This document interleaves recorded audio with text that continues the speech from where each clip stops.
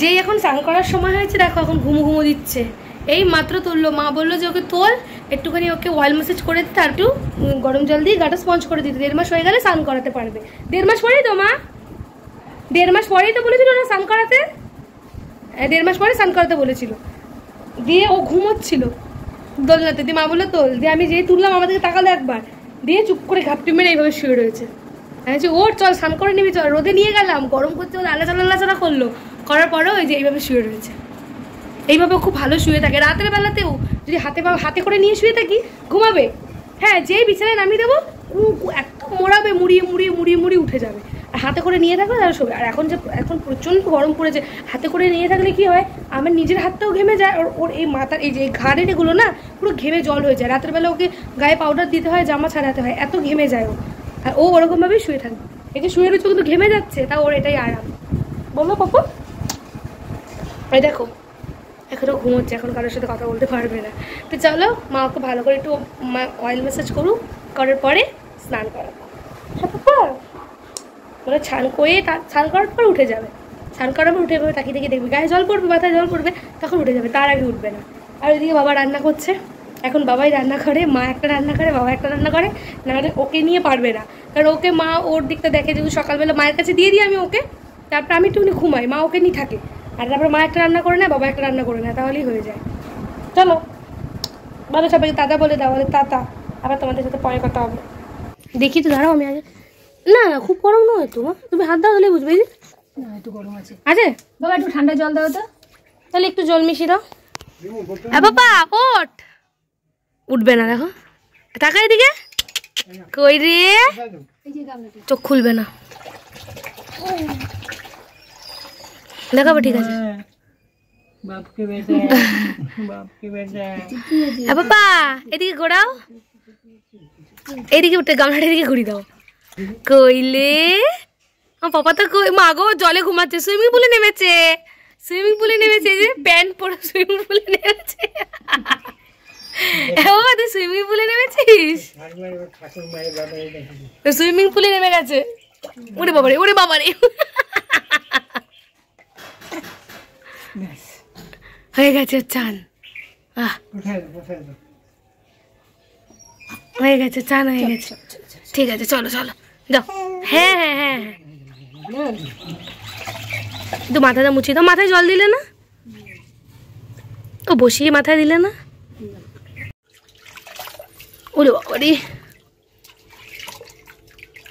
একটু চোখটা খোলো, একটু চোখটা একটু খোলো, সবাই তোমাকে দেখছে তো, চোখটা একটু খোলো, নাহলে তো বলবে ছেলেটা পচা, ছেলেটা স্নান করার সময় চোখ খোলে না, আর গোটা রাত চোখ খুলে তোমার মাকে জ্বালায়।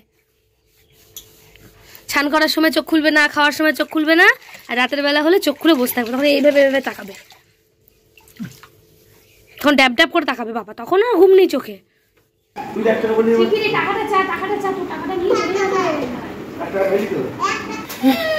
ক টাকা ছিল বল, টাকাটা কত ছিল সেটা বল। আর আর আর কত, কি করবে টাকাটা দিয়ে, কি করবে? হয়তো বাবিন বেরিয়ে যাচ্ছে ফুটি আনতে, ওই দেখ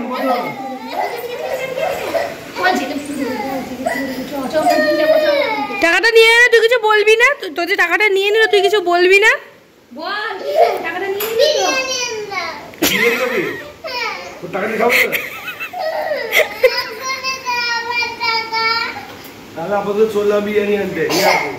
তোর টাকাটা দিয়ে বিরিয়ানি বল, তুমি তোমার টাকা দিয়ে বিরিয়ানি আনো, আমার টাকাটা আমাকে দাও।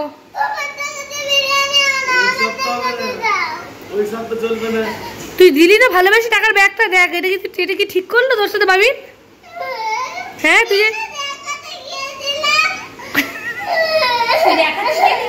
দেখা, তোকে কে বার করতে বলেছিল ব্যাগটা? তোকে তো বাবিন বললো ফুটিয়ে এনে দেবে, তুই কেন টাকার ব্যাগটা বার করতে গেলি? তুই গাত পা টিপে দিবি বাবিনের, তুই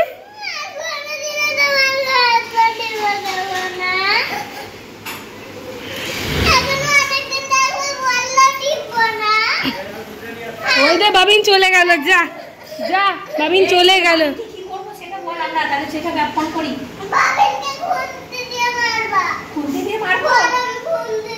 আচ্ছা তুই এখানে মিনিকে বল কি করবো রে বাবিনকে?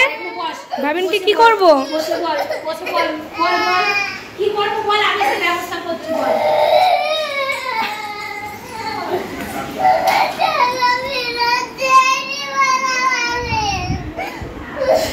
বড় বাবিন যে ফুটিটা আনতে গেল সেটা তো বলছিস না?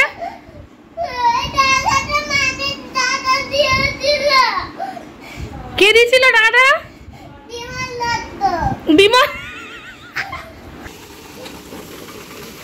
নিয়ে এলাম এখন আমরা ফুটি খাবো নাকি?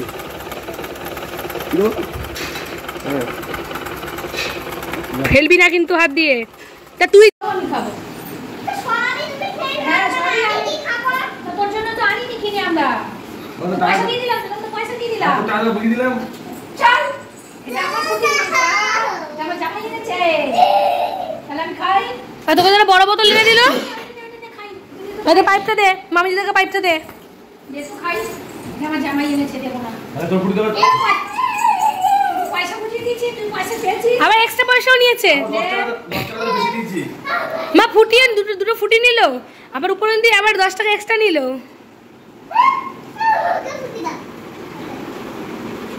এবার বল, ফুটিটা ভালো তো খেতে? ফুটিটা খেতে ভালো তো? দিল তো তোকে ফুটিটা এনে, তো টাকাটাও দিল, তো তুই তখন কাঁদলি কেন?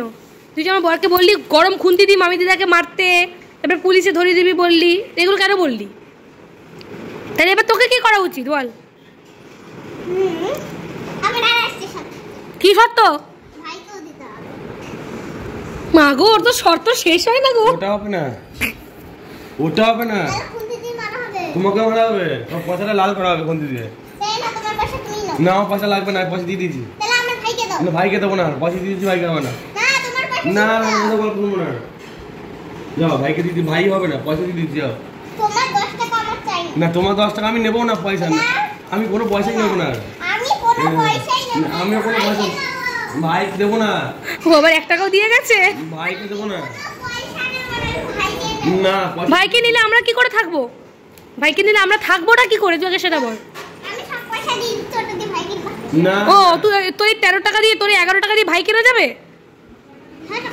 তুই যখন বললি তোমাকে আমি 50,000 টাকা দেবো, 1 লাখ টাকা দেবো, ভাই কিনে নিও, তাকে টাকাটা দিয়ে আগে ফেল। দুপুরবেলা খাওয়া দাওয়া করার পর পাপানকে নিয়ে একটু শুয়েছিলাম, সেই কারণে আর ভিডিও করা হয়নি, কারণ ও আমাকে ছাড়ছিল না একদম, আমার কাছে কোলের কাছে শুয়ে থাকবে বলে, তো সেই কারণে আর ভিডিও করা হয়নি। আর তোমরা তো দেখতে পেয়েছিলে দাদাভাই আমাদের বাড়িতে আছে, তো আজকে সায়নদার আইবুড়ো ভাত, সেটা আমাদের শ্বশুরবাড়ির এখানে। তো বিকালবেলা রেডি হয়ে আমি আর তোমাদের দাদাভাই একসাথেই গেছিলাম ওইখানে, পাপানকে মায়ের কাছে আর ডিয়াদির কাছে রেখে দিয়ে গেছিলাম। আর ওরা দুজন ছিল বলে অসুবিধা খুব একটা হতো না, মা বললো যা ঘুরে আয় একবার গিয়ে। আর বাড়ি থেকে বেরোনোর সময় না একদম মাথায় ছিল না যে ভিডিও করার কথা, যে আজকে সকাল থেকে আমি ব্লগ স্টার্ট করেছি, আমাকে মানে শেষ করতে হবে। তো ওখানে গিয়ে আমার মনে পড়েছে যে আমি তো ব্লগটা সকালে শুরু করেছিলাম, তাহলে এখানেই শেষটা করি।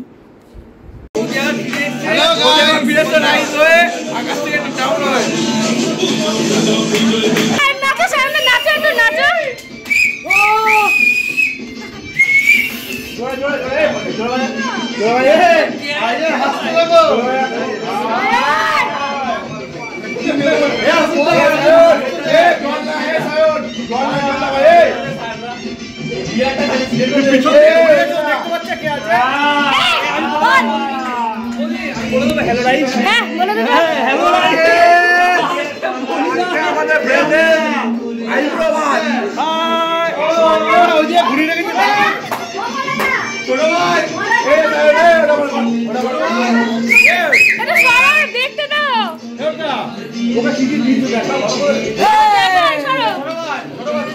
আরে ধুত্তালি তোর আরে ভিডিও করছি বলতে পারতে পারলা রাখ কর বাদ তুই কর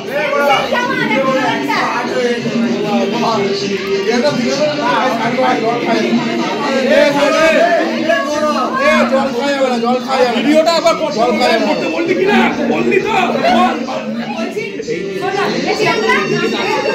এ আই না পুরো আই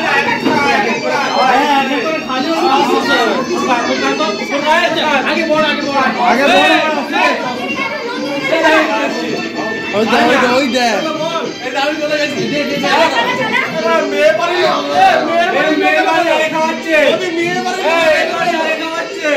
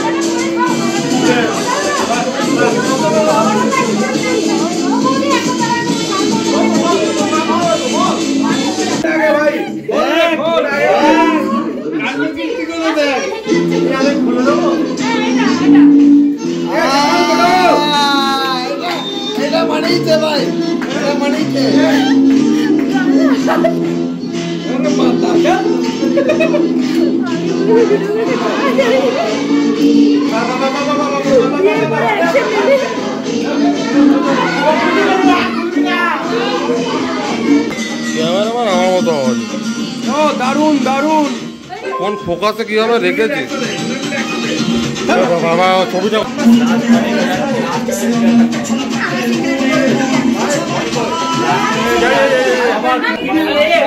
এই তো করছি তো